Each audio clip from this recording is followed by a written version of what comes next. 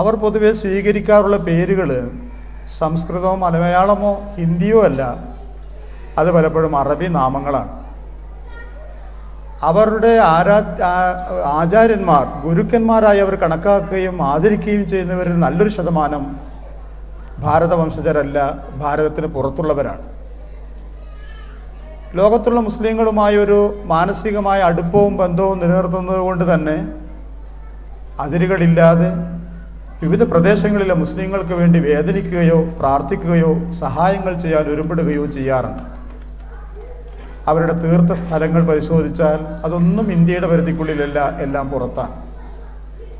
സ്വാഭാവികമായും ഞാൻ നേരത്തെ പറഞ്ഞ വിധത്തിൽ ദേശസ്നേഹത്തെ രാജ്യത്തിൻ്റെ അതിർത്തിക്കുള്ളിൽ ഒതുക്കി നിർത്തിക്കൊണ്ട് ചിന്തിക്കാനും മനസ്സിലാക്കാനും സാധിക്കുന്ന ഒരു കൂട്ടം ആളുകൾക്ക്, അതിന് മാത്രം സാധിക്കാൻ ഭാഗ്യം കിട്ടിയിട്ടുള്ളൊരു കൂട്ടം ആളുകൾക്ക് ഈ പറയുന്ന ഒരവസ്ഥയെ സംശയത്തോടു കൂടി മാത്രമേ നോക്കിക്കാണാൻ കഴിയൂ. അവരാലോചിക്കുന്നത് ഇതെന്ത് ദേശസ്നേഹം, ഇവരുടെ ആരാധനാ രീതികളൊന്നും ഭാരതീയമല്ല, ആരാധനാ സമ്പ്രദായങ്ങൾ ഭാരതീയമല്ല,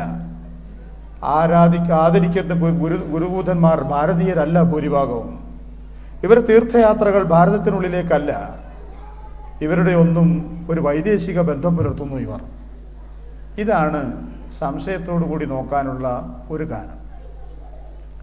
മറ്റൊരു കാരണം, നാളിതുവരെ കടന്നു വന്ന് എന്തെല്ലാം പോരായ്മകളും പാളിച്ചകളും മുസ്ലിം സമുദായത്തെപ്പറ്റി ചൂണ്ടിക്കാണിക്കാനുണ്ടെങ്കിലും ഇതര മതവിഭാഗങ്ങളെക്കാളേറെ മതത്തോട് കൂറ് കാണിക്കുന്ന, പ്രതിബദ്ധത പുലർത്തുന്ന ഒരു വിഭാഗമാണ് മുസ്ലിങ്ങൾ.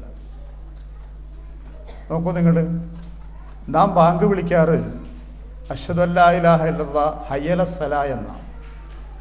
ഹയ്യ അലസ്സലാ എന്ന വാക്കിൻ്റെ അർത്ഥം നമസ്കാരത്തിലേക്ക് വരിക എന്നാണ്. അത് ബംഗാളിൽ പോയാൽ ബംഗാളി ഭാഷയിലോ തമിഴ്നാട്ടിൽ പോയാൽ തമിഴ് ഭാഷയിലോ മലയാളത്തിലോ പറയാറില്ല.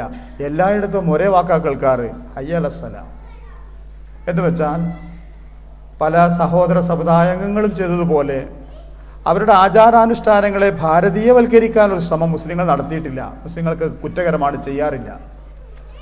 ഈ ഒരു നിഷ്ഠ പാലിക്കുന്നത് കൊണ്ട് തന്നെ മുസ്ലിങ്ങൾ പലപ്പോഴും നമ്മുടെ ഭാരതത്തിൽ നടക്കുന്ന പല ആചാരാനുഷ്ഠാനങ്ങളോടും ദൂരം പാലിക്കാറുണ്ട്.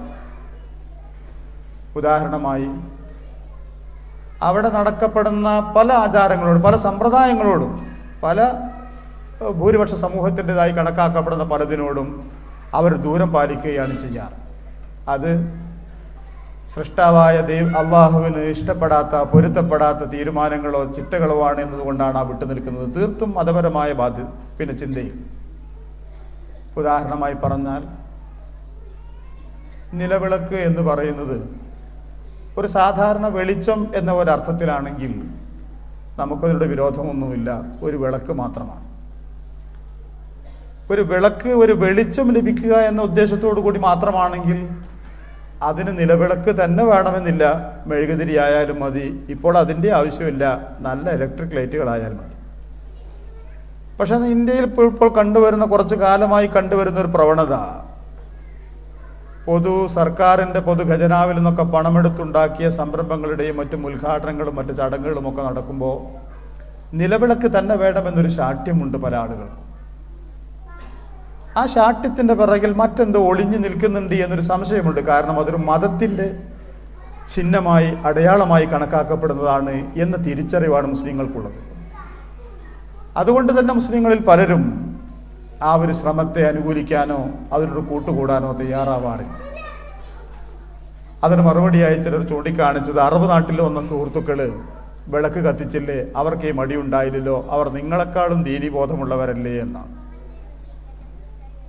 നമുക്കറിയാം നമ്മുടെ ഈ സുഹൃത്തുക്കളെ, അവർക്കിതൊരു തമാശയാണ്.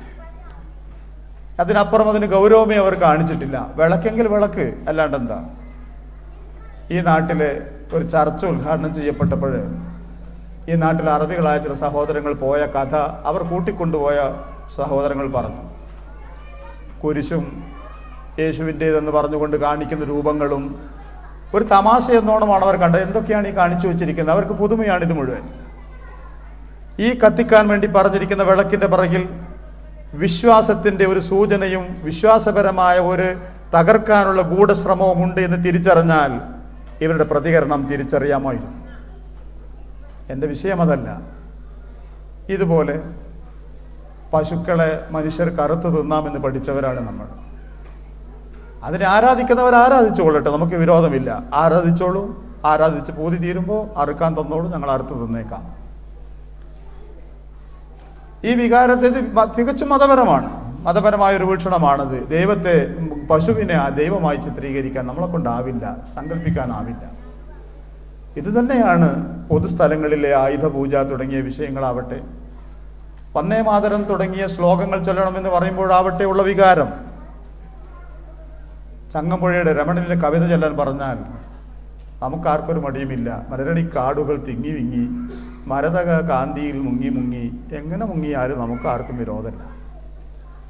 നേരെ മറിച്ച് വന്ദേ മാതരം എന്ന് പറയുന്നൊരു പ്രത്യേക കവിത തന്നെ തിരഞ്ഞെടുക്കുകയും ആ കവിതയിൽ അമ്മ എന്ന് പറഞ്ഞുകൊണ്ട് ചിത്രീകരിക്കുന്നത് ദുർഗാദേവിയെയാണെന്ന് അതിൻ്റെ ബാക്കി വരികളിൽ നിന്ന് വ്യക്തമാവുകയും തികച്ചും വർഗീയമായൊരു പശ്ചാത്തലത്തിൽ രൂപാന്തരപ്പെടുകയും വളർത്തപ്പെടുകയും ചെയ്തതാണെന്ന് ബോധ്യപ്പെടുകയും ചെയ്ത ഒരു ഗാനം, അത് തന്നെ മുസൽമാനും ചൊല്ലണമെന്ന് ശഠിക്കുമ്പോൾ ആ ശാഠ്യത്തിൻ്റെ പിറകിൽ വിശ്വാസപരമായ ഒരു അപചയമുണ്ടാക്കാനുള്ള ഗൂഢശ്രമമുണ്ടെന്ന് തിരിച്ചറിയാനുള്ള കഴിവ് മുസൽമാനുള്ളതുകൊണ്ട് മുസൽമാൻ വിട്ടു നിൽക്കാറാണ്.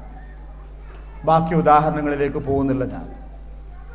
അപ്പം പലപ്പോഴും ഈ വിട്ടു നിൽക്കൽ, അവൻ ദേശക്കൂറില്ലാത്തവനാ, ദേശസ്നേഹമില്ലാത്തവനാ എന്ന് പറയാൻ, എന്ന് പ്രചരിപ്പിക്കാൻ പലർക്കും കാരണമാവുന്നു, ഹേതുവാകുന്നു എന്നതാണ്. മൂന്നാമതൊരു കാരണം നിർഭാഗ്യകരമായി സംഭവിച്ച ഇന്ത്യ വിഭജനമാണ്. അതിന് ഞാൻ നിർഭാഗ്യകരമാണെന്ന് പറയാൻ കാരണം എനിക്ക് ഒട്ടനവധിയുണ്ട്. പക്ഷേ എനിക്ക് ഈ സമയമൊന്നും ആ ഭാഗത്തേക്ക് കടക്കാൻ പറ്റില്ല.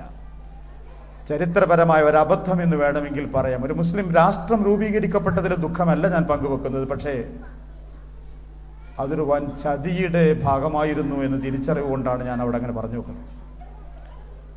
അപ്പോൾ ഉണ്ടാകുന്ന ഒരു ധാരണ, മുസ്ലിങ്ങൾ സ്വാതന്ത്ര്യ സമരത്തിലോ മറ്റു വിഷയങ്ങളിലോ എവിടെയെങ്കിലും ഭാഗമായിട്ടുണ്ടെങ്കിൽ തന്നെ അതിൻ്റെ അവകാശം എന്നോണം അവർ സ്വന്തമായൊരു രാജ്യം ആവശ്യപ്പെടുകയും പോവുകയും ചെയ്തില്ലേ, ഇനി എന്ത് മുസൽമാൻ ഇവിടെ എന്നാണ് പലപ്പോഴും ഉണ്ടാകുന്ന. ഈ മൂന്ന് മേഖലകളിൽ നിന്നുകൊണ്ടാണ് മുസൽമാൻ്റെ ദേശസ്നേഹത്തെ ചോദ്യം ചെയ്യുന്നത്. അവൻ്റെ മതപരമായ വൈദേശിക ബന്ധം, അവൻ്റെ മതനിഷ്ഠയാൽ അവൻ കാണിക്കുന്ന നിഷ്ഠ, പല ആചാരാനുഷ്ഠാനങ്ങളോടുമുള്ള അകൽച്ച, അതുപോലെ തന്നെ പാകിസ്ഥാൻ എന്ന രാജ്യം രൂപീകരിക്കപ്പെടുന്നതിൽ മുസ്ലിങ്ങൾക്കുണ്ടായിരുന്ന പങ്ക്, ഇവയെല്ലാമാണ്.